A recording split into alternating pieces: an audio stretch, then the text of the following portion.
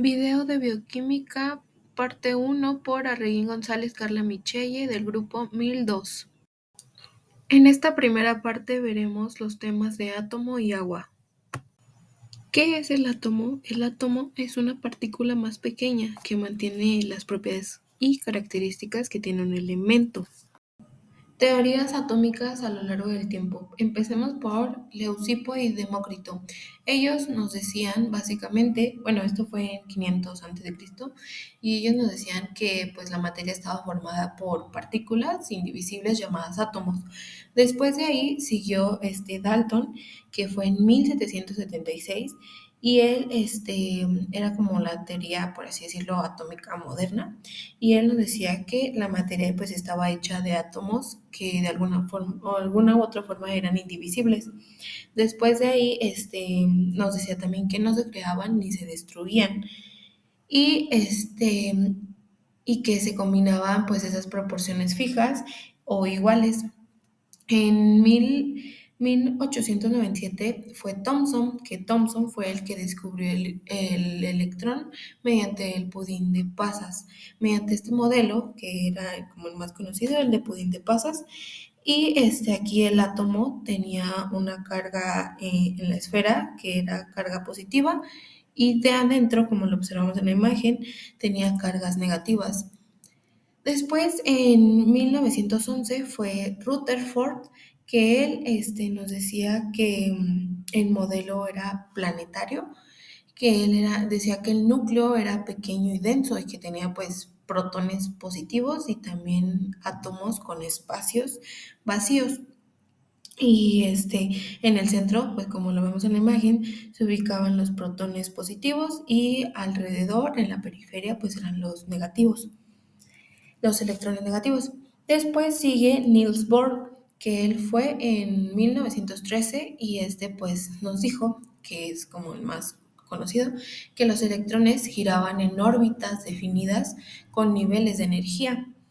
Y después sigue Röntgen, que él, pues, fue el modelo cuántico de la física cuántica y nos decía que los electrones estaban, pues, en órbitas como nubes de probabilidad.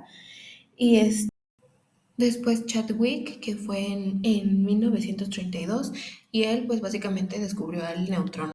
Ahora en conceptos más avanzados está la antimateria, que es como lo contrario, era formada por antipartículas.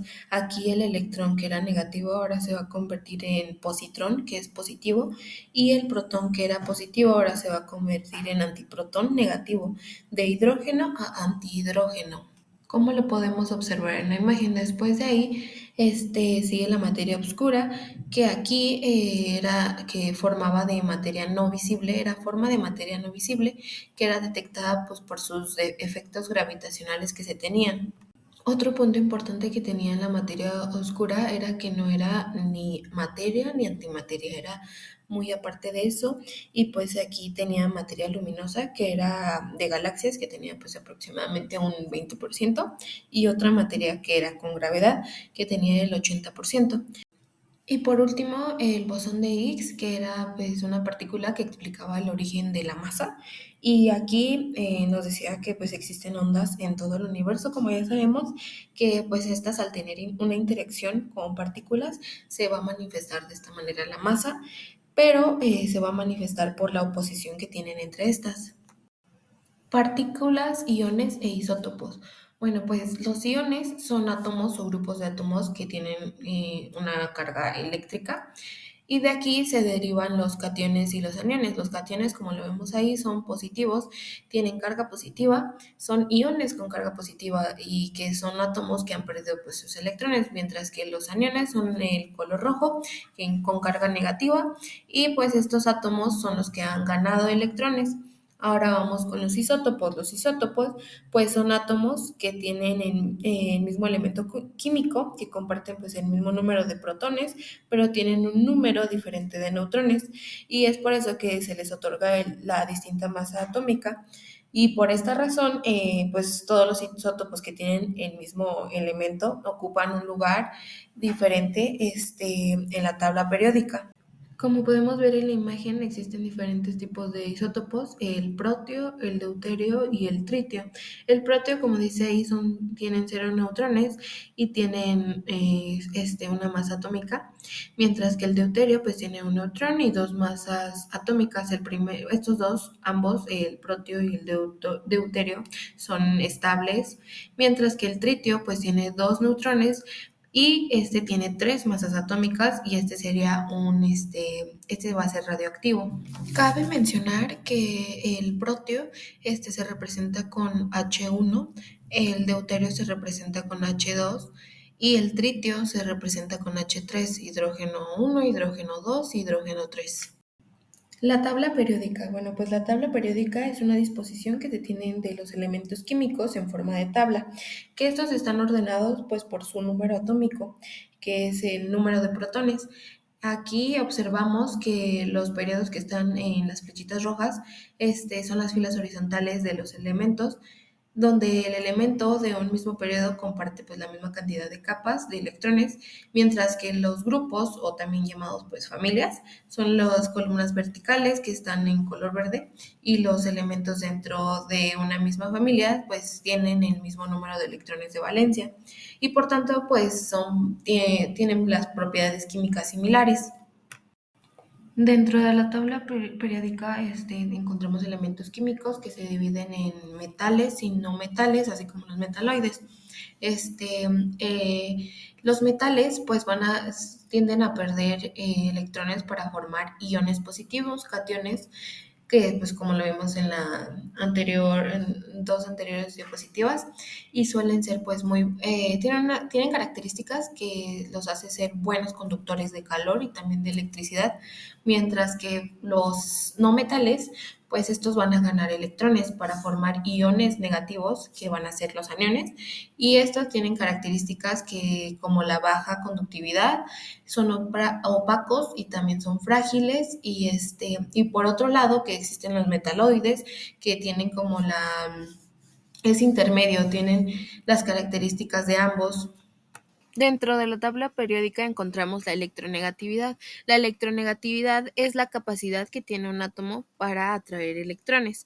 Y bueno, aquí como podemos observar, el más electronegativo va a ser el flúor, que se encuentra en la tabla del lado superior derecho, mientras que el menos electronegativo va a ser el francio. El francio se va a encontrar en la parte inferior izquierda. Y bueno, pues hacia arriba de la tabla va a ser más electronegativo, mientras que hacia la derecha igual va a ser lo mismo, más electronegativo.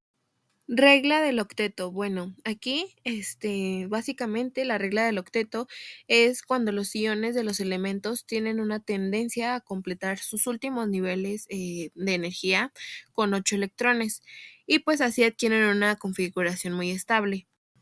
Derivado de esto van a existir enlaces químicos. El primer enlace va a ser el enlace covalente. El enlace covalente básicamente son dos átomos que van a compartir un electrón, y cada uno en un enlace, pues mientras que los electrones viajan entre los dos átomos. Aquí lo que se va a generar va a ser un apareamiento de los electrones. Y esto va a ser lo que va a generar este tipo de enlace. Y pues es un tipo de enlace, como ya lo dije, químico, donde pues dos átomos no metálicos van a compartir pares de electrones de su capa de valencia para alcanzar pues una configuración de gas noble estable. Y también se pueden formar enlaces ya sea simples, dobles y también triples. Y bueno, pues también agregando que el enlace covalente va a hacer que estos se hagan más estables, de tal forma que, por ejemplo, tenemos ahí el ejemplo del hidrógeno. Tendríamos dos moléculas de hidrógeno separadas, que cada una pues va a tener un electrón, porque va a estar lleno ya dentro de su capa, un nivel abajo va a estar lleno con los 8 electrones de completando la regla del octeto, y necesita otro electrón, y es por eso que ambos moléculas de hidrógeno se van a juntar y van a hacer que los electrones se van a aparear juntos, y de esta forma pues ya van a viajar por ambos orbitales y van a viajar como en forma cíclica, y ya se van a compartir entre sí estos electrones en su última órbita. Seguimos con el punto 2, que es el enlace covalente polar. Aquí pues básicamente es cuando ocurre que cuando los electrones de un enlace covalente pues no se comparten por igual entre dos átomos, lo que pues va a resultar en cargas parciales positivas y también negativas en los átomos. Y bueno, aquí podríamos tener un claro ejemplo para explicarlo mejor en el agua, en el H2O, en el oxígeno y el hidrógeno se van a unir con enlaces covalentes, pero pues el oxígeno es más dragón, por así decirlo, de electrones y es decir, que tiene más electronegatividad. Entonces, pues los electrones se quedan más cerquita del oxígeno que del hidrógeno y esto va a hacer que el oxígeno tenga una carga parcial negativa S negativo y los hidrógenos una carga parcial positiva S positiva. Bueno, ahora sigamos con el enlace iónico y el enlace iónico pues básicamente es cuando un átomo le da electrones a otro en lugar de compartirlos y pues esto provoca que uno se va a quedar con una carga positiva que va a ser el catión y el otro con carga negativa que va a ser el anión y como estas cargas opuestas se atraen se va a formar de esta manera un enlace. Y un ejemplo, pues, que podríamos tener, un claro ejemplo, pues sería el de la sal de mesa, el NaCl, NaCi, donde pues el sodio le entrega un electrón al cloro y pues aquí el sodio se va a quedar positivo y el cloro se va a quedar negativo. Y esa atracción es la que pues los va a mantener unidos como si fueran unos imanes. De esta manera podemos concluir que pues en el enlace, la diferencia de los enlaces del enlace covalente pues sería que el covalente comparte electrones, mientras que el iónico uno da y el otro pues va a recibir electrones. Ahora sigamos con el punto 4, que son los enlaces de van der Waals. Aquí pues no son como los enlaces covalentes o iónicos, que donde pues se compartían o se pasaban electrones, sino que aquí van a ser fuerzas muy débiles de atracción y repulsión pues entre núcleos y también electrones entre átomos. Aquí sucederá cuando, como ya lo dije, aparecen cuando las moléculas se acercan mucho y sus cargas pues parciales atraen por un tiempo. Entonces, un ejemplo de pues podría ser, no sé, como los gases nobles, como el argón. Aquí que en realidad pues no tienen enlaces fuertes, pero gracias a estas fuerzas pues pueden juntarse un poco y también volverse líquidos si los enfrías. Y por último, el punto 5, que es un puente de hidrógeno. ¿Qué es el puente de hidrógeno? Bueno, pues el puente de hidrógeno es una atracción débil, pero pues más fuerte que las fuerzas de Van der Waals. Y va a pasar cuando un átomo pues, de hidrógeno, que ya está unido a un átomo muy electronegativo, que sería como, no sé, como el oxígeno, el nitrógeno o el flúor, se siente atraído por otro átomo vecino, pues que también es muy electronegativo. Y aquí pues un ejemplo claro que podríamos tener es en el agua, como lo podemos observar en la imagen, en el H2O. Aquí cada molécula de agua tiene un oxígeno, carga parcial pues negativa, y dos hidrógenos, que es carga parcial positiva, como ya lo habíamos explicado hace rato. Y pues aquí el oxígeno de una molécula puede jalar, por así decirlo, al hidrógeno de otra molécula cercana. Y aquí va a formar un puente de hidrógeno y gracias a eso el agua pues puede tener propiedades raras como que hierva a temperaturas más altas y pues de lo que debería o que el hielo flote. Bueno, pues ahora hablaremos del segundo tema, que pues vamos a hablar de algo que usamos todos los días y también pues que es muy importante para la vida, que es el agua. Bueno, pues en este punto vamos a ver su estructura, también sus propiedades, cómo actúa como ácido o base, también vamos a ver los amortiguadores de pH y bueno, pues empecemos con el primer punto, que es la estructura del H2O. Bueno, como podemos observar en la imagen, el agua tiene dos hidrógenos y también un oxígeno, y esto hace lo que conforme el H2O. El oxígeno pues atrae a todos los electrones hacia él y pues esto hace que los hidrógenos queden con una carga parcial positiva y el oxígeno con carga parcial negativa. De aquí es de donde se desglosa ahora la formación de la polaridad, que es el siguiente punto. Aquí es esa desigualdad de cargas que convierte al agua en polar, como si fuera un imán, se podría decir. Entonces aquí la polaridad de la molécula va a generar puentes de hidrógeno que pues van a ser enlaces débiles, como ya lo habíamos dicho anteriormente, y breves entre un hidrógeno y también un elemento muy electronegativo. Podría ser como el nitrógeno o también el oxígeno. Y bueno, esto pues le permite atraer otras moléculas polares, como ya lo dije, que podría ser como sales o azúcares. Y un ejemplo de esto sería un ejemplo muy claro sería cuando disuelves el azúcar en agua y las moléculas de agua rodean cada molécula de azúcar y las separan. Ese podría ser un ejemplo claro. Hablando del tercer punto, que es el ángulo del agua, del H2O, bueno, pues en esta angulación de los enlaces, los hidrógenos se van a unir al oxígeno y van a formar un ángulo de aproximadamente 104.5 grados y pues no va a ser recto como lo podemos observar en la imagen. De este modo es un ángulo en forma de V y pues es crucial porque si fuera lineal, el agua pues no sería polar y no tendría tantas propiedades especiales.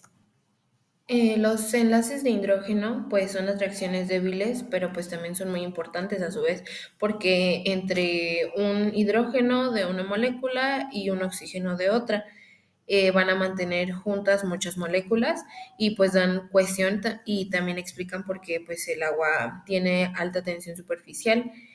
Y un ejemplo de esto podría ser, o sea, no a fuerzas de esto, pero pues podría ser como los insectos que pueden caminar sobre el agua gracias a estos enlaces. Otro punto importante que cabe mencionar dentro del agua y dentro de la angulación de los enlaces y la polaridad del agua es la parte de hidrofóbico e hidrofílico. Como lo vimos anteriormente en las clases, el hidrofílico, que era, bueno, se podría decir que aman el agua, sustancias que aman el agua, y esas son sustancias polares o con cargas que se disuelven fácilmente en agua.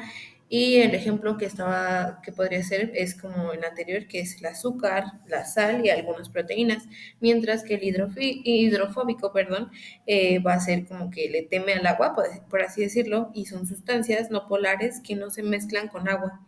Un ejemplo de este pues, podría ser como los aceites, las grasas y algunas vitaminas liposolubles. Esto ocurre pues porque la molécula de agua forma enlaces de hidrógeno entre sí y excluyen pues a las moléculas que no pueden interactuar con ellas. Ahora hablemos del último punto, que es el número de puentes de hidrógeno. Bueno, pues aquí se divide en tres, que sería el hielo, el agua líquida y también el gas. Bueno, en el hielo cada molécula va a formar cuatro enlaces y va a ser una estructura abierta, es decir, y menos densa. Dentro del agua líquida va a ser el promedio entre 3.4 enlaces y van a ser pues moléculas más cercanas, mientras que en el gaseoso, van a ser, bueno, más bien casi no hay enlaces y van a ser moléculas pues más separadas. Ahora hablemos de las propiedades que tiene el agua. Bueno, pues la primera es la densidad. Hablando del agua y del hielo, el hielo pues flota porque es menos denso que el agua líquida, como ya lo sabemos, y pues esto es importantísimo en la naturaleza, pues los lagos se congelan por arriba y los peces sobreviven abajo. Ese podría ser un ejemplo. Después seguimos con el segundo, que es la capilaridad. En la capilaridad, pues el agua puede subir por tubos finos gracias a la cohesión que tiene agua con agua y la adhesión que sería el agua con las paredes. El ejemplo de esto, cómo el agua llega a las hojas de los árboles, podría ser este un claro ejemplo. Y pues esto, como ya lo dije, se da en tubos pequeños donde el agua va subiendo poco a poco, como en los popotes o todo ese tipo de cosas cuando tomamos refresco o agua con popote. Eso es un ejemplo de capilaridad. El punto 3, que es la tensión superficial. Bueno, pues la tensión superficial es la tendencia de la superficie de un líquido a contraerse y pues también a resistir una fuerza externa, como si fuera pues una membrana elástica, por así decirlo. Y aquí el ejemplo que tenía como anteriormente, el de las gotas de agua redondas y que los insectos caminan sobre ella. Ese sería un claro ejemplo, o igual cuando en el vidrio se quedan las gotitas redondas. 4, calor específico. Bueno, el agua necesita mucha energía para calentarse o enfriarse, como ya sabemos. Y un ejemplo de esto, pues podría ser que, pues como el océano tarda mucho en calentarse, y es lo que regula el clima. Y el cuerpo también pues se beneficia, el agua pues ayuda a mantener la temperatura constante. Y el otro es la escala Celsius, que la escala Celsius sería 0 Celsius, 0 grados Celsius, que sería cuando el agua se congela, y a 100 grados Celsius cuando el agua hierve. Y gracias a estas propiedades, pues podemos usar el agua como referencia en los laboratorios. Algo del calor específico que me faltó decir es que pues necesita mucha energía el agua para cambiar su temperatura y que una caloría es igual a en la energía de 1 grado Celsius.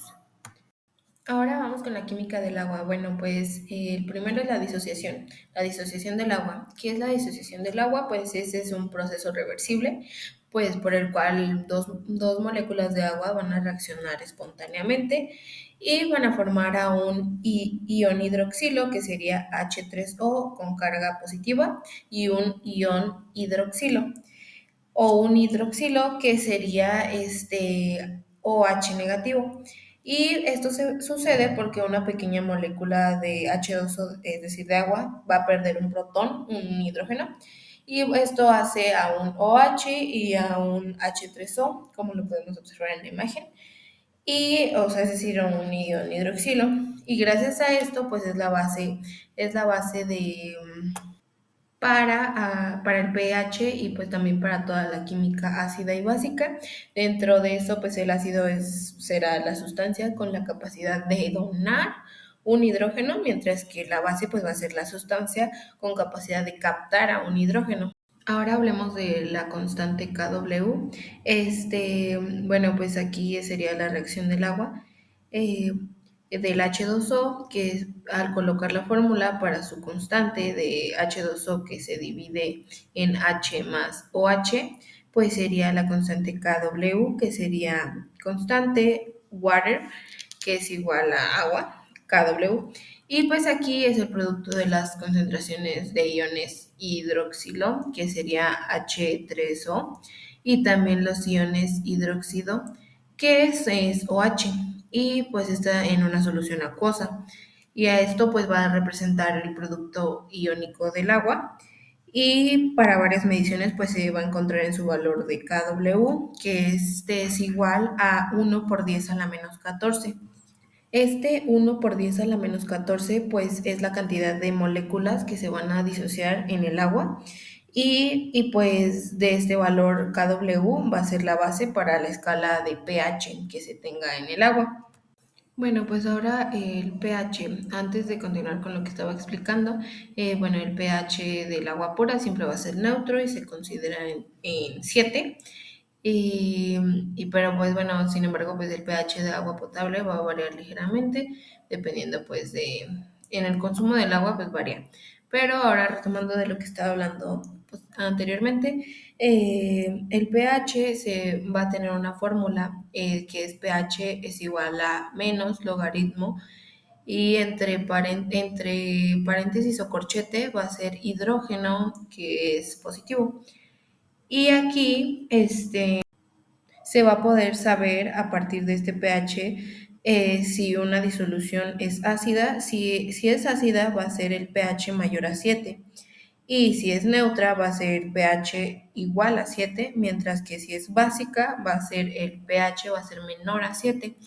Y después de esto tenemos el pOH, que el pOH es como, pues la fórmula es menos logaritmo, de entre corchete OH negativo, y se cierra el corchete. Y aquí en este punto se refiere pues a los valores de pH y pOH del agua, que son pues medidas logarítmicas, que, que de las concentraciones de los iones de hidrógeno, que sería hidrógeno, y los iones hidroxilo o OH. Y además que dentro del pH, pues se va a saber si un ácido, más bien si es muy ácido cuando está en rojo, si es azul o morado es cuando está en neutro, como lo podemos ver en la imagen, y pues si es amarillo es cuando es básico. Y bueno, aquí pues también lo que podemos observar en la tabla es la concentración de iones de hidrógeno del pH y la concentración OH y pOH.